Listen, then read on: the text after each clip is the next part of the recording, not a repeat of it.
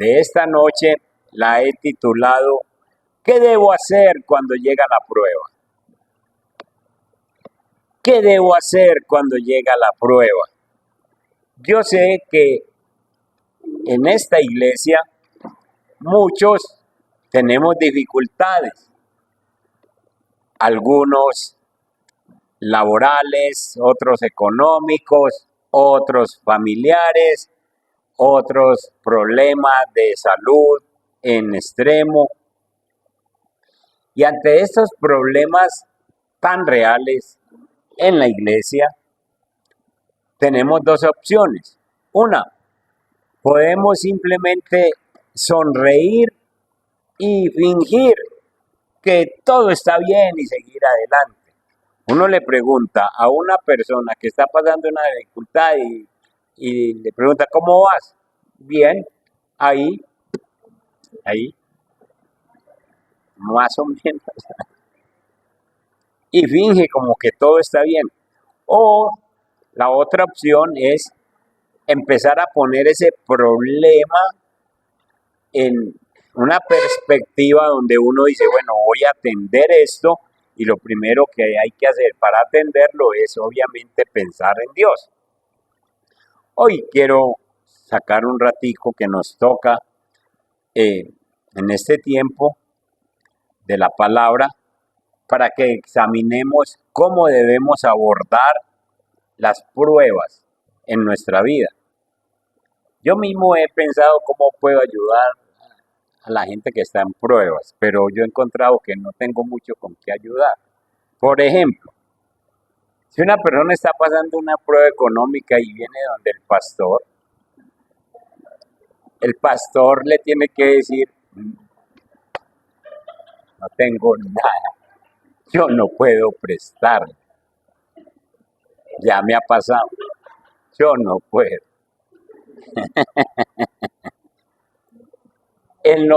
Una persona está teniendo un problema laboral, echado del trabajo y viene donde el pastor y el pastor le dice, ¿y yo qué puedo hacer? ¿Ya dónde te pongo a trabajar, hermano? ¿En qué te pongo a trabajar? No tengo cómo emplearte.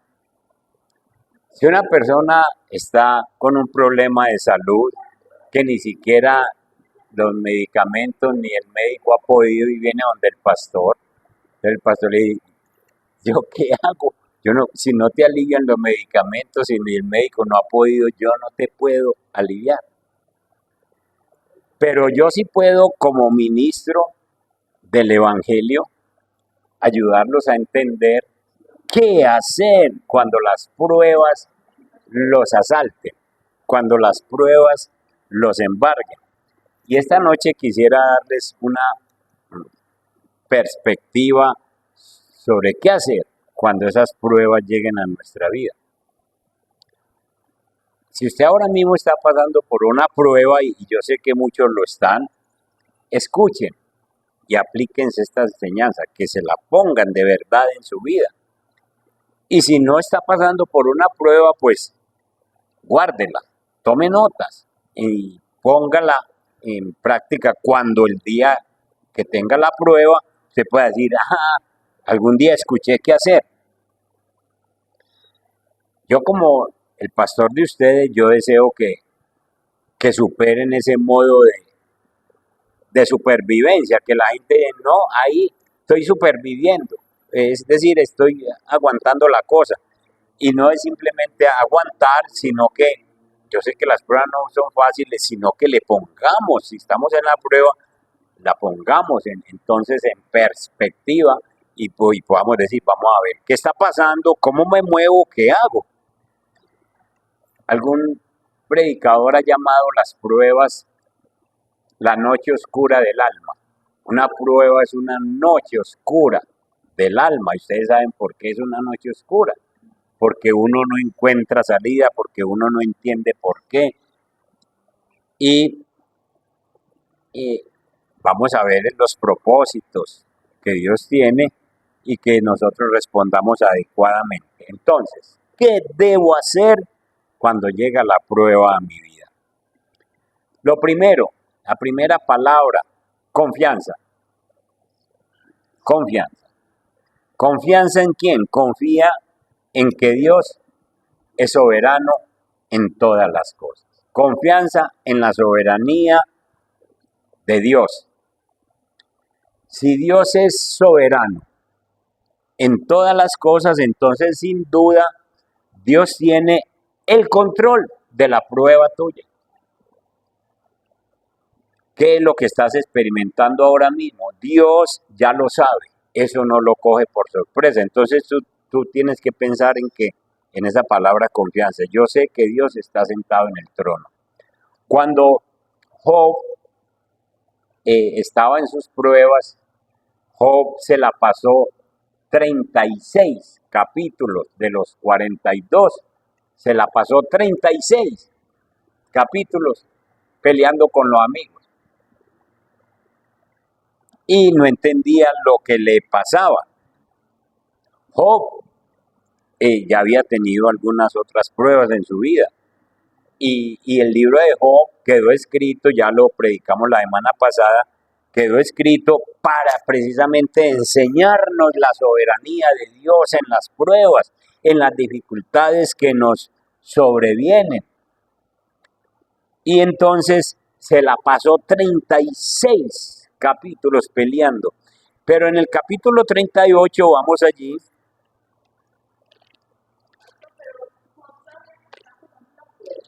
Él todavía no lo había. Tenía pruebas anteriores pequeñas, pero esta tan fuerte no la había tenido.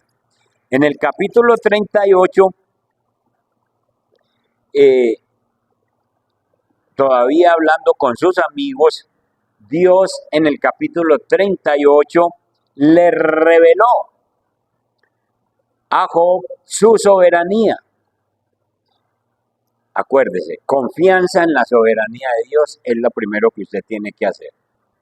Confianza en la soberanía de Dios. Y le reveló la soberanía de Dios, de Dios, se la reveló Dios mismo al hacerle algunas preguntas. Yo he seleccionado algunas de esas preguntas del capítulo y vamos a mirarlas ahí. El capítulo 38 de Job, el verso 4.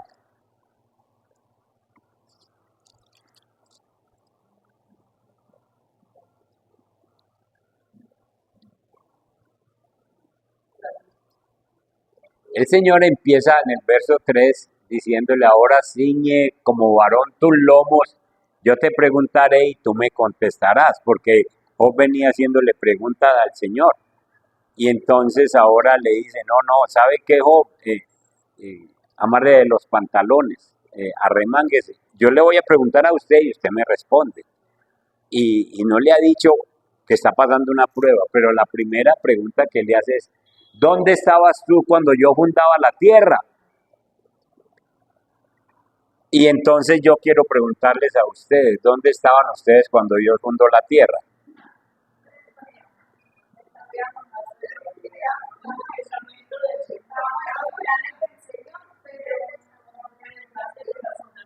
Y cuando nosotros entramos a la tierra, ya encontramos agua, ya encontramos aire, ya encontramos alimentos, ya encontramos la familia, ya encontramos la tierra, ya encontramos el sol, ya encontramos el viento.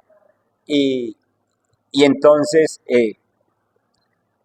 con esa sola pregunta que Job no es capaz de responder, entonces no hay sino una sola respuesta. Señor, usted es primero que yo, usted es primero que el universo, usted es primero que todo, y entonces, ¿cómo no va a tener poder para solucionarme esta prueba o esta situación que yo estoy pasando?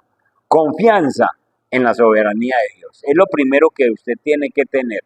Hay personas que no confían en medio de la prueba, no confían en Dios y entonces se alejan de la iglesia, se alejan de la Biblia, se alejan de la oración porque dicen, Dios a mí no me ayuda, pero es porque sencillamente no conocen esto, no conocen esta soberanía de Dios. La segunda pregunta está en el verso 5.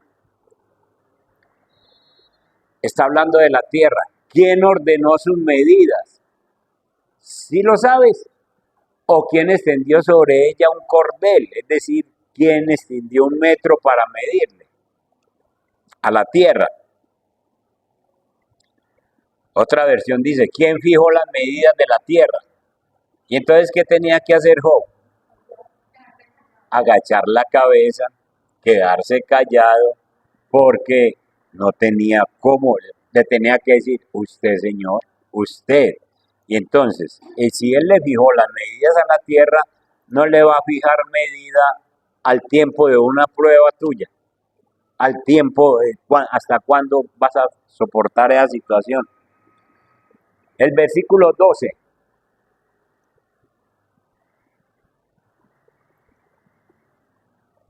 Has mandado tú a la mañana en tus días, has mostrado al alba su lugar. Es decir, usted le ha dicho a la mañana, no salga todavía, que tengo sueño, todavía no salga mañana, espere. La mañana avanzando, la madrugada, las 4 o 5, ¿usted la puede detener? No, no, usted no puede mandar a la mañana. El verso 32.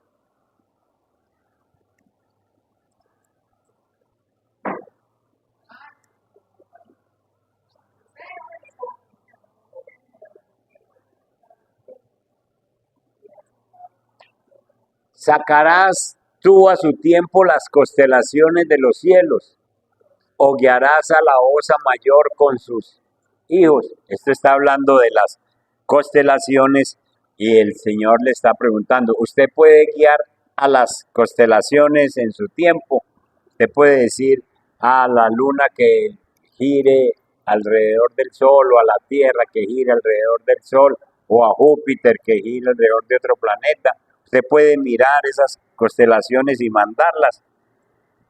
El verso 34.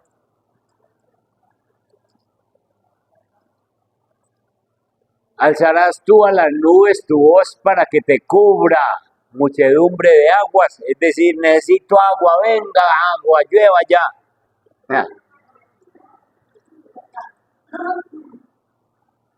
Entonces Job, a medida que iba escuchando esas preguntas que el Señor lo bombardeó, no podía decir sino, usted Señor, usted Señor, usted Señor.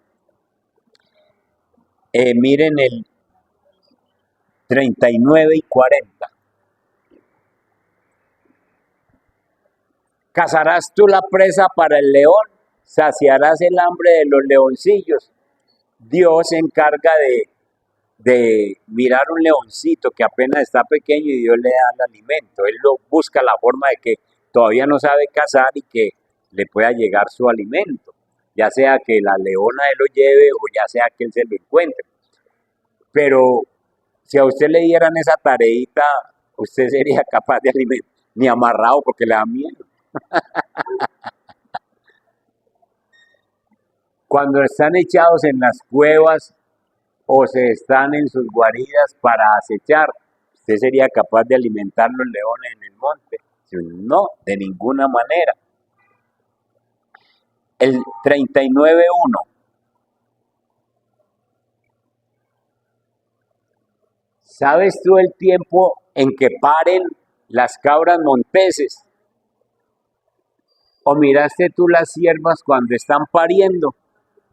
Las ciervas son los animales más esquivos que hay y ellos se suben a las alturas, allá en esos riscos altos y nadie los ve cuando están pariendo porque se cuidan de los depredadores y todo eso. Y entonces el Señor le está preguntando a vos, ¿usted sabe cuándo pasa eso? Yo sí los veo, yo los asisto, yo soy el que permito que nazcan. El 39.26.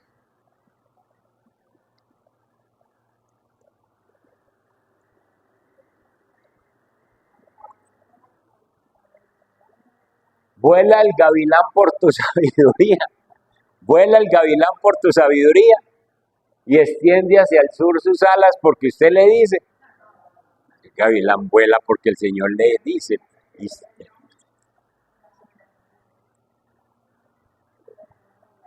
Y uno último, Job 40, verso 8.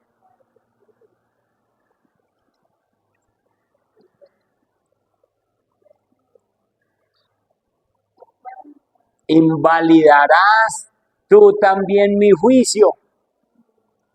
¿Me condenarás a mí para justificarte tú? Es decir, yo tengo la culpa entonces y yo no sé lo que estoy haciendo con vos.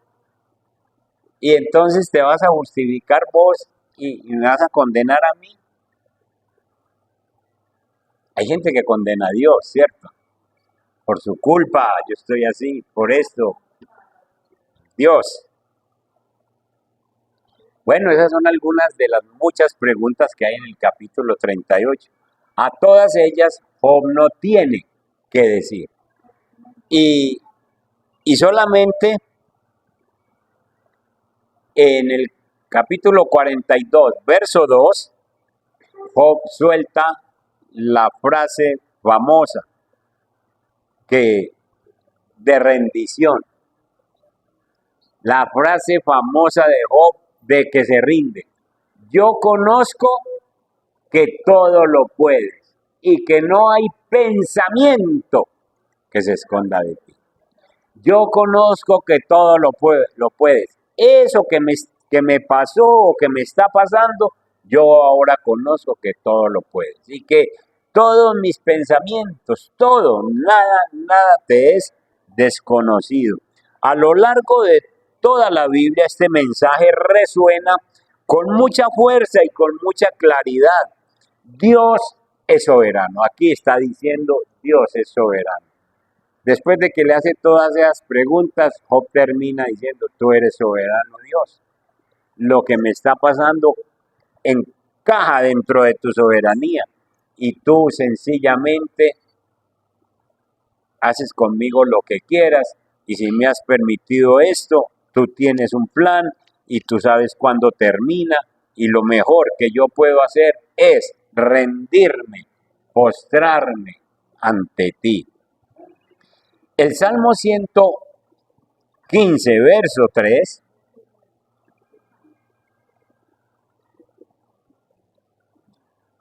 apoya esta soberanía de Dios.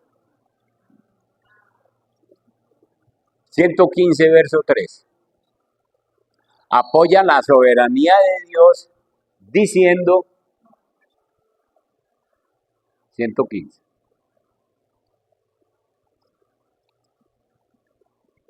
diciendo que nuestro Dios, el Dios tuyo y el Dios mío al que le oramos, está en los cielos. Y todo lo que Él quiso, Él lo ha hecho. Él hace todo lo que Él quiera.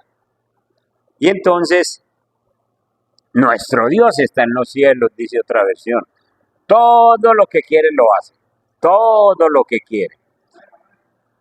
Y Él sencillamente nos muestra su soberanía en que cuando quiere nos toca con un versículo, nos toca con una palabra de Él, nos muestra que todavía necesitamos trabajo en nuestra vida y si nosotros somos desobedientes ya sabemos lo que Él hace con las pruebas, que nos dice, bueno, espere un ratico y vuelve a la misma y vuelve y nos pegue el apretón. Entonces lo mejor es que nosotros cuando entendamos que estamos pasando una prueba, inmediatamente nos rindamos al Señor. Daniel también registra esa soberanía en el capítulo 4. Daniel capítulo 4 y el verso 34 y 35.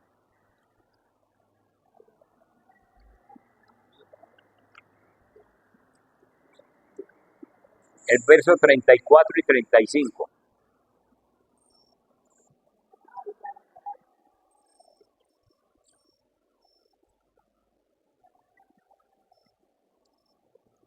Mas al fin del tiempo yo, Nabucodonosor, alcé mis ojos al cielo y mi razón me fue de vuelta. Y bendije al Altísimo y a la vez. ¿Saben? ¿Se acuerdan qué le pasó a Nabucodonosor?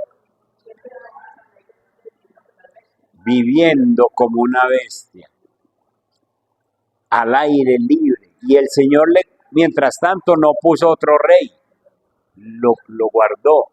Pero este hombre le fue devuelta su razón, bendijo al Altísimo y lo alabó y glorifiqué al que vive para siempre, cuyo dominio es sempiterno y su reino por todas las edades. El 35 dice, todos los habitantes de la tierra son considerados como nada. ¿Qué hacemos nosotros levantando la voz contra el Señor? Si Él nos dice que oremos, oremos. Si Él nos dice que le leamos la palabra, leámosla. Si Él nos dice que nos congreguemos, congreguémonos. Es que está hablando el Todopoderoso. Y entonces Él hace según su voluntad en el ejército del cielo, en las estrellas, en los planetas. Y no hay quien detenga su mano y le diga, ¿qué haces? Él es el soberano. Entonces, la primera actitud de nosotros ante la prueba es una confianza absoluta en la soberanía de Dios. Piense en la soberanía de Dios. Piense inmediatamente que usted le esté pasando algo, piense que Dios es soberano, soberano. Y veamos un ejemplo no muy atrás. En el Perú había un misionero, Jim Bowes. Este misionero iba al Perú y en el año 2001 iba en un avión con su esposa. Su esposa se llamaba Ronnie, su hijo se llamaba, el hijo pequeño, el muchachito pues se llamaba Cory y la hija se llamaba Charlie. Entonces iban cruzando los aires de Perú y la Fuerza Aérea Peruana confundió el avión misionero con un avión cargado de drogas y empezaron a disparar. En las noticias dice que el avión recibió varios impactos de bala y uno de esos impactos de bala atravesó la espalda de la esposa y ella llevaba la niña Charlie cargada y alcanzó a coger el cuerpecito de la niña y murieron las dos. No quedó sino el niño pequeño que lo llevaba el papá. Y entonces este pastor misionero en el servicio fúnebre de la familia agradeció a todas las personas por su ayuda durante esa crisis tan brava que estaba pasando y luego dijo estas palabras: sobre todo quiero agradecer a mi Dios. Mi Dios es un Dios soberano. Ahora lo estoy descubriendo mejor. Ronnie, mi esposa, y Charlie, mi niña, murieron instantáneamente por la misma bala. Ustedes dicen que fue una bala perdida.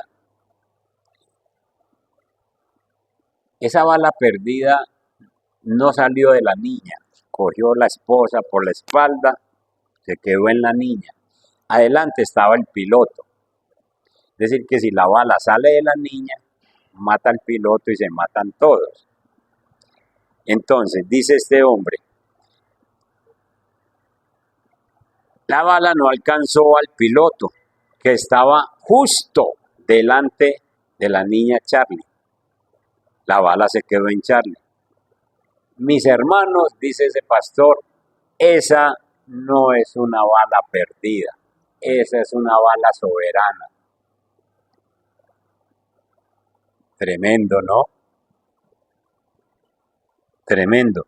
Y continuó explicando cómo Dios le había dado una paz inexplicable en tal situación. ¿Cómo puede un hombre predicar en una situación de estas y darle la gloria a Dios por la soberanía de Él al llevarse a la madre y a la niña? con una misma bala. Y él dice, esa bala de ese fusil que dispararon no tenía por qué parar en la niña, porque la niña era un cuerpecito muy pequeño. Si traspasó la mamá, alcanzó la niña, podía alcanzar al piloto. Y este hombre dice, estoy comprendiendo cada día más la soberanía de Dios. Y le da gracias a Dios. Se necesita ser uno muy maduro para uno entender que la prueba que está pasando es la soberanía de Dios, sea la que sea. Uno mira las pruebas de Job y uno dice, tremendo, yo no puedo con eso. Pero uno ve la prueba de este hombre, de este misionero, y uno dice, ¿qué hubiera hecho yo? Tal vez hacer un viaje misionero, a trabajar para el Señor, y precisamente en ese viaje misionero perder la esposa y perder la niña por un error del gobierno peruano que no identificó el avión. La soberanía de Dios no es una doctrina que está como para que los teólogos la estudien nomás. La soberanía de Dios es una práctica diaria en la vida de nosotros, en cosas aparentemente pequeñas y en cosas muy grandes. Y entonces, esa práctica de la soberanía de Dios se manifiesta cuando enfrentamos dificultades. Yo no sé cuáles dificultades estás pasando ahora, pero las dificultades que experimentamos en la iglesia, casa de Dios, para la familia, no han pasado desapercibidas para Dios. No, a Dios no se le ha pasado lo que te pasa a vos, lo que te pasa, lo que le pasa a cada uno de nosotros. Eso no ha pasado desapercibido. Y entonces nosotros debemos confiar en esa soberanía de Dios sobre nuestras pruebas, sobre nuestras dificultades, porque sencillamente si no confiamos en Él, es porque usted tiene un Dios diferente al de la Biblia entonces. Pero confíe en Él, que Él es un Dios soberano y lo que te esté azotando ahora, Dios tiene control sobre eso y tú le reconoces su soberanía, reconoces que eso Él lo puede quitar sencillamente cuando Él quiera y entonces descansamos en el Señor. Primera actitud, confianza en Dios, confianza en la soberanía de Dios. Eso es lo que tenemos que hacer ante la prueba. Mire a Dios soberano, mire a Dios en su soberanía, como este hombre. Segunda actitud, aprenda. La actitud de aprender. Yo, ¿qué aprendo de esto? Esto que me está pasando, ¿qué me enseña? El Salmo 119, verso 67.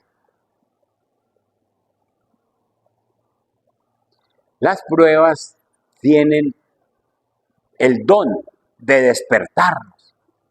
El don de despertarnos. 119, verso 67. Entonces, la prueba te despierta. Vos venís en una vida así, tranquilita, nada pasa, trabajito, comidita, salud, la familia bien, nada pasa. Y Dios te manda una prueba y te hace pellizcar, te hace despertar. El salmista dijo,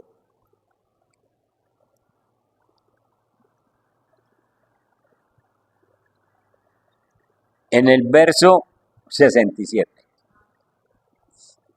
119, 67.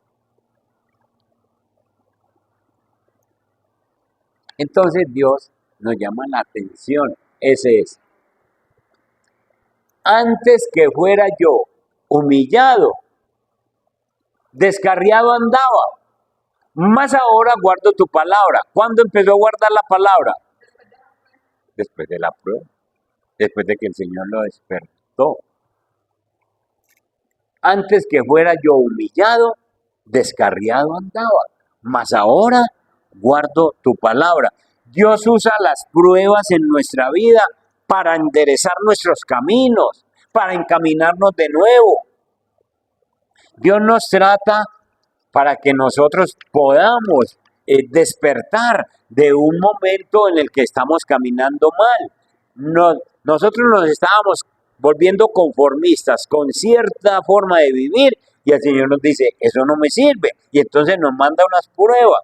Dios nos muestra, es como que si estuviéramos en el monte, y Dios nos muestra los leones en el camino para que nos encaminemos en otra dirección. Entonces, tenemos que aprender que nos está diciendo Dios en una prueba. Imposible que a nosotros nos pase una cosa, una prueba, un apretón bien duro y no cojamos una experiencia. Porque hay cristianos que caen en un error y Dios los aprieta y sencillamente salen de esa y vuelven y caen en otra. Cabeciduros, desobedientes. Entonces Dios sencillamente nos pone esa prueba para que cambiemos nuestro camino. Las aflicciones que Dios trae muchas veces son como una olla de presión para mostrarnos a nosotros que eso está por estallar, ¿sí? Y nos muestra el pecado. Nosotros somos como una copa llena de un líquido y cuando la copa se agita, de pronto salen cosas que están en el fondo. Ya eso lo predicamos aquí, que la prueba simplemente saca lo que hay en el corazón. Entonces uno agita la copa y de pronto el líquido cambia de color o se mueven cosas que no estaban en la superficie y salen afuera. Siempre va a salir a la luz. Cuando hay una prueba sale lo que hay dentro de nosotros.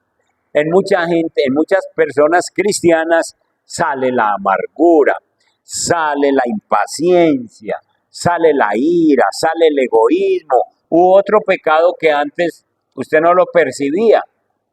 Pero uno dice, no, yo la otra vez hice en la iglesia, hice un examen, un cuestionario para mirar la humildad contra la soberbia. Y en el cuestionario que llenaron, todos eran muy humildes.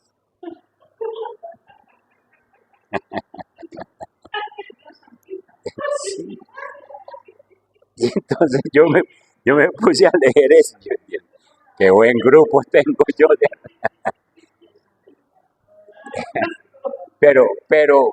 Pero después el Señor empezó a mostrar situaciones, a mover el piso a la gente y fue saliendo a flote la soberbia, las cosas que... Porque el Señor sencillamente con la prueba quiere mostrar lo que todavía hay en mí, lo que todavía hay en mí. La presencia de la agitación o del mover de la copa de nosotros nos hace ver el pecado que antes no veíamos, estábamos ciegos. Y entonces tal vez algunas de esas pruebas que nos sobrevienen nos están dando una visión clara del pecado que hay dentro de nosotros, de lo que, con lo que tengo que trabajar, cosas que nunca había visto si no me hubiera venido esa prueba en la vida. Alégrese, dice Santiago, alégrese de que Dios te haya permitido ver tu pecado, esté contento cuando Dios le muestra algo. Alégrese porque está trabajando con usted. Y entonces usted aproveche y se arrepiente de ese pecado y clame a Dios por misericordia, porque es que cuando pasa eso es Dios trabajando con nosotros. Yo creo que en la iglesia hay personas luchando con sus actitudes en los trabajos que tienen que tratar con aquella persona que es muy mala clase, que tienen que trabajar con aquel otro que es muy aventado, muy ventajoso, cosas como esas. Nosotros debemos agradecer eso y aprender de eso. Señor, ¿qué me estás enseñando con este patrón? ¿Qué me estás enseñando con este cliente? ¿Qué me estás enseñando? ¿Sí? Yo tengo que aprender de todas esas situaciones. Los que son empleados, sabemos que la Biblia dice que nosotros tenemos que obedecer al jefe en todo. Miremos Colosenses 3, el verso 22. Hay personas que no obedecen a los jefes sino cuando están de cuerpo presente. Colosenses 3, 22 y 23. Y entonces no sabemos que con ese jefe que Dios te puso, Dios te está probando y está mirando lo que hay dentro de ti. Y entonces dice, siervos, obedeced en todo vuestros amos terrenales, no sirviendo al ojo, como los que quieren agradar a los hombres, sino con corazón sincero, temiendo a Dios. Es decir, haga su trabajo, porque es que el que lo está mirando no es el hombre, sino que lo está mirando es Dios. Y entonces, sencillamente, nosotros tenemos que aprender de ese jefe que Dios nos puso en cierto momento y es una prueba, es difícil. Me llamó la atención por algo que es injusto, pero que necesito aprender yo. Y todo lo que hagáis, hacerlo de corazón como para el Señor y no para los hombres. Y entonces nosotros decimos, estoy aburrido en ese trabajo, es que ese jefe, es que esa persona que tengo. ¿Por qué no aprovecha la situación? Y mire que Dios lo está mirando y lo está probando en ese trabajo en el que te puso. Dios te dio una oportunidad laboral difícil para que madures. Y hay mucha gente que dice, me salgo, me voy, hago otra cosa, pero yo no me aguanto esto. Y sencillamente pelean con sus jefes y no se dejan madurar de Dios. Quizá esa sea una gran oportunidad para que el mundo, las demás personas vean tu actitud en medio de una situación terrible y te pregunten usted cómo logra hacer eso. No, porque miro la soberanía de Dios y sé que Dios me puso ahí. Algunos otros luchan porque no tienen un trabajo que cubre todas sus necesidades. Y entonces dicen, esto no me aguanta, esto no me sirve. ¿Por qué no piensa más bien si es una oportunidad para que aprenda a no confiar en el hombre, sino a confiar en las riquezas de Dios, y que Dios lo está librando de cosas? Dios lo está librando de cosas. El nieto mío está trabajando por aquí cerquita, lleva un año trabajando, yo con un buen patrón. Y me dice, no, es que no me paga y no el mínimo, abuelo, no me paga y no el mínimo. Y yo le digo, ¿para qué necesitas más plata? Para parrandear. Si ganara más, sencillamente como está en esa juventud, en esa cosa, que el gimnasio, que la otra cosa, que los audífonos de los más caros, que necesita cambiar el computador porque este de 1 milloncito no le sirve sino el de 5, y entonces para tener más juegos y para tener más cosas y para poder trasnochar más tiempo, todo eso. Y entonces yo le digo, gracias a Dios, porque lo tenés así medidito, medidito, porque no vemos que Dios nos está enseñando y nos está librando de muchas cosas.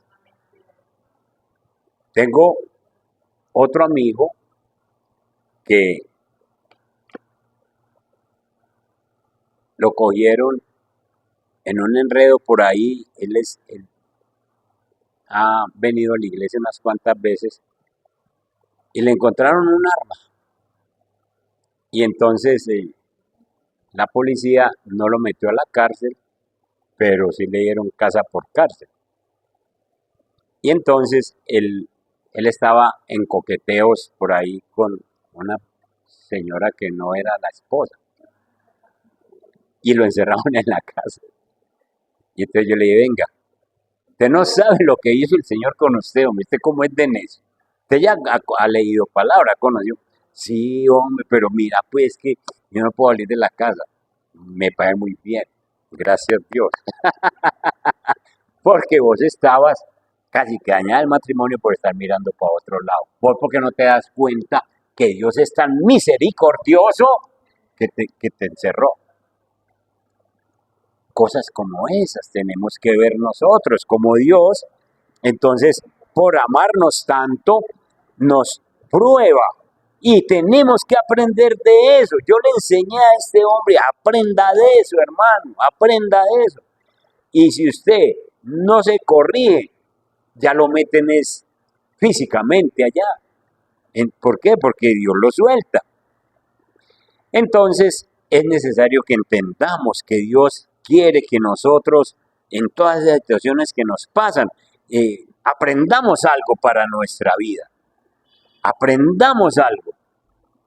Y Dios quiere que aprendamos muchas cosas genuinas en nuestra vida, que realmente las apliquemos y seamos nosotros esos hombres y mujeres que realmente estamos entendiendo primero la soberanía de Dios y que en cada prueba nos da un aprendizaje. Algunas personas de la iglesia están luchando con la salud. ¿Por qué no piensa que tal vez esta sea una oportunidad para que nosotros aterricemos y aprendamos que somos mortales y que tenemos la oportunidad de ver que somos frágiles? Que somos frágiles.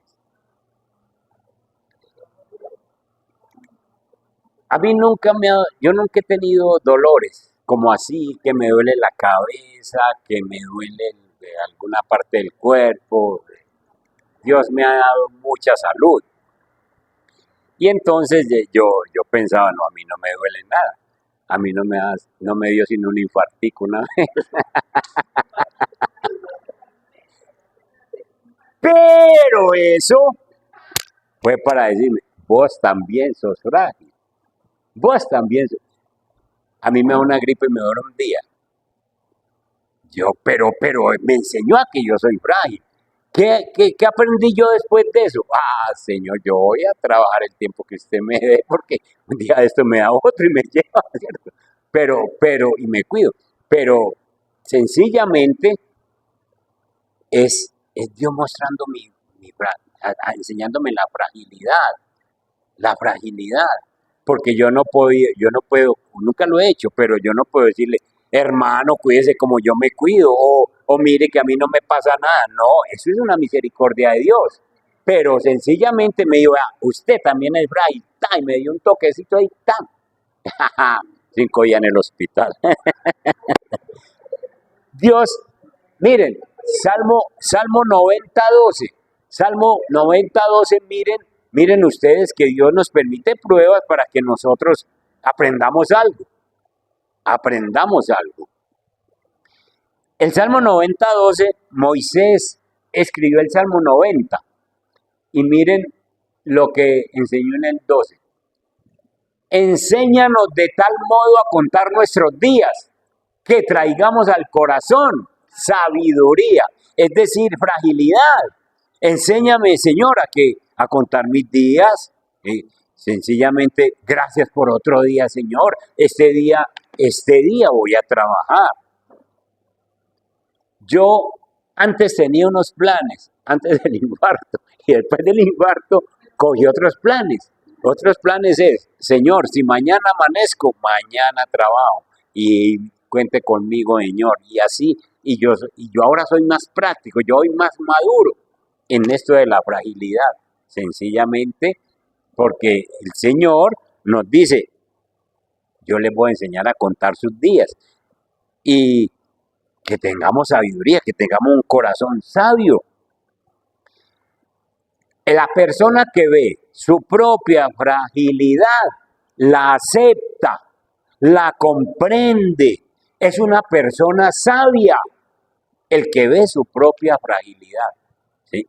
Nosotros somos muy frágiles. ¿Qué sucede cuando la enfermedad llega a quien reconoce que la salud está en manos de Dios?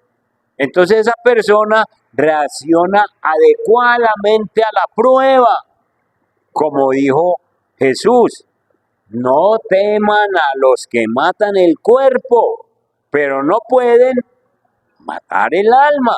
Temed más bien a aquel que puede destruir el alma y el cuerpo en el infierno. Eso lo dice Mateo 10:28. Es posible que Dios haya permitido una enfermedad en tu vida para enseñarte lo frágil que eres y para llenarte de confianza en Dios.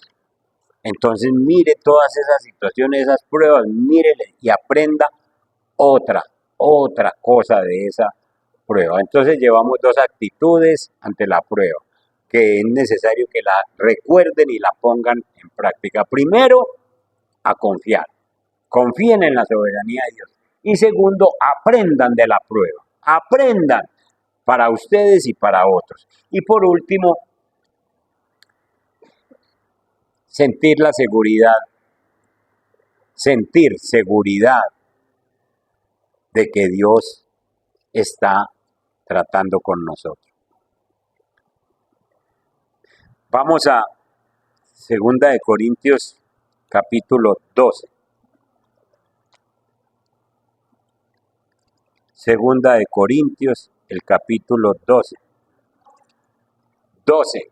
y el verso 7. Aquí vamos a hablar un poquito de Pablo.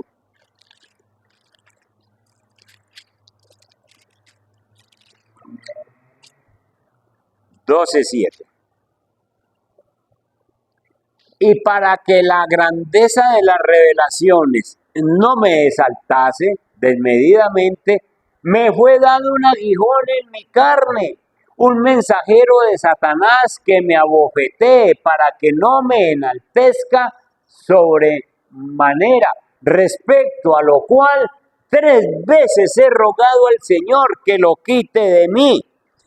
El apóstol Pablo tiene un aguijón en su carne y le ha pedido una prueba que Dios le permitió y le ha pedido 3 veces al Señor: Señor, mire pues esta prueba que estoy pasando, Señor, por favor, quite esta situación de mi vida, Señor, por favor, esto me está causando mucho dolor. Y el Señor se para y le dice: no. Y otra vez, una oración del apóstol Pablo: Señor, mire cómo me tiene este aguijón. Y el Señor vuelve y se para y le dice que no. Y la tercera vez: Señor, quíteme esta prueba. Que no. Y el versículo 8 nos dice: respecto a lo cual 3 veces he rogado al Señor que lo quite de mí. En el verso 9, el apóstol Pablo entiende, porque el apóstol Pablo ha recibido tales revelaciones que se sube. No hay otro hombre que haya sido arrebatado hasta el tercer cielo. No hay otro hombre que se le hayan dicho cosas inefables, que no tiene palabras para decirlas en la tierra. Las tiene él. Él sabe lo que vio, él sabe lo que ha pasado con él. Entonces se está creciendo mucho. Y entonces el Señor le pone una pruebita para que no se exalte mucho. Y me ha dicho: bástate mi gracia, porque mi poder se perfecciona en la debilidad. Por tanto, dice Pablo, de buena gana me gloriaré más bien en mis debilidades, para que repose sobre mí el poder de Cristo. Lo que está diciendo es: Señor, si es así, déjeme la prueba con tal de que usted se manifieste diario. Amén. Y cambia la prueba, sencillamente dice que se quede la prueba con tal de que en mi debilidad usted se me haga visible, se me haga notorio en mi vida. Entonces, la seguridad de que Cristo está Pablo está mostrando una seguridad absoluta de que Cristo está en su vida, porque en esa debilidad que le dejó, el Señor ya le contestó que no lo va a sanar para él poderse manifestar en su vida, porque de lo contrario, el apóstol Pablo le hubiera quitado el puesto entonces. Aunque Dios pudo haberle quitado la espina, Pablo, el Señor no se la quitó. Dios es soberano, ya lo vimos. Pero Dios está tan preocupado por Pablo, se preocupó lo suficiente para no quitarle la espina, para que no se nos perdiera Pablo. Le dejó la prueba para que no se nos perdiera Pablo. Eso es mucha preocupación del Señor. ¿Y cuántas veces te tiene que quitar una cosa para que vos no te le perdás? ¿Cuántas veces te tiene que quitar cosas del lado o personas del lado? Hay veces que el Señor sencillamente se lleva a una persona lejos porque vos estás enamorado o enamorada o tenés una tentación fuerte y el Señor le dice, se la lleva, se la arranca del lado. Y uno dice, ¡ay, qué pesar! No, qué alegría, Señor, me estás tratando. Me estás tratando. La gracia de Dios entonces es sencillamente saber que nos da la seguridad de que Él trata con nosotros. Él trata con nosotros. Tengan esa seguridad. Confíe en la seguridad de que Dios está en cada asunto de su vida. Fue la gracia de Dios lo que capacitó a Pablo para trabajar más que todos los apóstoles. Él trabajó más que todos y fue Dios el que lo capacitó y lo dejó con su prueba en la vida. Pablo murió con esa prueba porque el Señor sabía, por pura misericordia no se la quitaba. Muchas veces el Señor nos tiene que quitar cosas, nos tiene que quitar cosas. Yo era un estilo de Nabucodonosor, porque yo cuando estaba joven, yo conseguí una finca y en Sabaneta y yo la construí. Y una vez yo mandé a hacer un cerrito a propósito con el bulldozer. Mandé a hacer un cerrito para sentarme a leer, no Biblia, para sentarme a leer y a pasar allá en mi cerrito. Y una vez me paré en ese cerrito y dije, lo que he construido yo. Y no fue sino decir eso para que se me empezara a dañar la vida. Empecé de para atrás, que prestando platas, metido en enredos, todas esas cosas. Pues por las platas que presté, tuve que entregar eso. Lloré, pataleé, pero a cambio de eso, saliendo de eso, la persona que me evangelizó, precisamente yo le decía, hermano, yo necesito recuperar eso, yo todavía tengo oportunidad. Y me dijo, eso no es lo que quiere Dios, eso lo está haciendo perder a usted. Dios lo quiere para otros fines, para otras cosas. Deje que eso se vaya. Y el Señor me quitó esa situación para meterme al Evangelio. Doloroso, sí, pero yo no quisiera tener eso y no tener el Evangelio. Yo ahora tengo el Evangelio y estoy feliz. Ya Dios verá qué hace con nosotros. Entonces, ¿cuáles son las tres actitudes que debemos tener ante la prueba? ¿Qué hacemos ante la prueba? Confianza, uno. El aprendizaje y la seguridad. La seguridad de que esté seguro de que Dios, así como Pablo, esté seguro de que Dios está con esa prueba. Si se la quita bien y si no se la quita, Él es soberano. Amén. Oremos. Padre que estás en los cielos. Bendito Dios. Ahora que sabemos qué hacer con la prueba, Señor. Ayúdanos a implementar esto en nuestra vida, que no sea otra teoría más que llegó a nosotros. Señor, ayúdanos a confiar plenamente en la soberanía tuya. Lo que le pasó a Job estaba en tu soberanía. Lo que le pasó a aquel misionero que perdió su esposa, su niña, estaba en tu soberanía. Señor, cosas que si uno no estudia bien, uno no lo entiende. Pero tu soberanía está en lo que nos está pasando, grande o pequeño. Señor, en esa rebeldía de esos hijos, ahí está tu soberanía. En esa rebeldía de ese esposo o de esa esposa, ahí está tu soberanía. Nos estás enseñando algo a nosotros. Y Padre Santo, ayúdanos, Señor, para entender que aquí en este universo, está tu divina providencia siempre activa en todo momento, con cada cosa. Y que necesitamos un aprendizaje. Segunda actitud, sí, Señor. De lo que me esté pasando, yo necesito aprender. Ayúdanos a cambiar las actitudes, Señor, en la casa, en el trabajo, con todo detallito que nos pasa, porque tú, Señor, nos estás enseñando. Nos estás enseñando.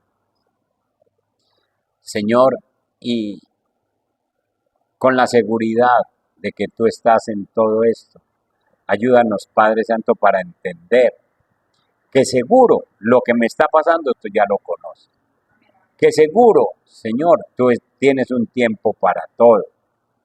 Señor, ayúdanos, Padre Santo, a entender, bendito Dios, que lo que le permitiste a Pablo, un siervo como ese, y con unas revelaciones que nadie más ha tenido, él podía salirse de estando aquí en la tierra, podía salirse de su entorno, de su capacidad y creerse mucho más que cualquiera.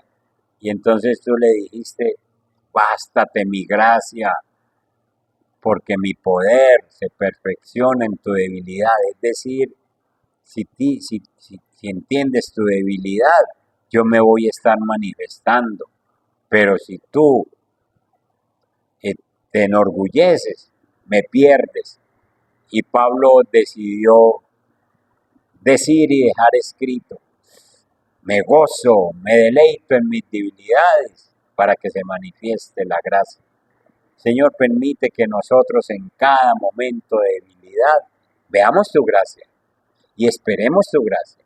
Y así, bendito Dios, nosotros soportaremos cualquier prueba, grande, mediana o pequeña, y con el tiempo que sea. Yo sé que aquí hay personas con mucho tiempo de prueba, pero enséñanos a aprender de eso y enséñanos a que tú tienes el control sobre todas estas cosas en Cristo Jesús. Amén.